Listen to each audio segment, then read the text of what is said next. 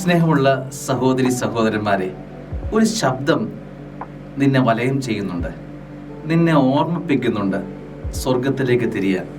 സുഭാഷിതം 1:24, ഞാൻ വിളിച്ചിട്ടും നിങ്ങൾ ശ്രദ്ധിക്കാൻ വിസമ്മതിച്ചു, ഞാൻ കൈ നീട്ടിയിട്ടും ആരും ഗൗനിച്ചില്ല.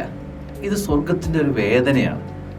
സ്നേഹമുള്ളവരെ, നമ്മെ വിളിക്കുന്നുണ്ട്, ശാന്തമായി അവനിലേക്കൊന്ന് തിരിയാം. ആ വിളി എത്ര നാൾ ഇങ്ങനെ നിരസിച്ച് മുമ്പോട്ട് പോകും? കേട്ടില്ല എന്ന് നടിച്ച് ഇനി മുമ്പോട്ട് എത്ര നാൾ പോകും? ഒരിക്കൽ ഇരിക്കേണ്ടി വരും. അവൻ്റെ ശബ്ദത്തിന് വേണ്ടി കൊതിയോർത്ത് ഇരിക്കേണ്ടി വരും.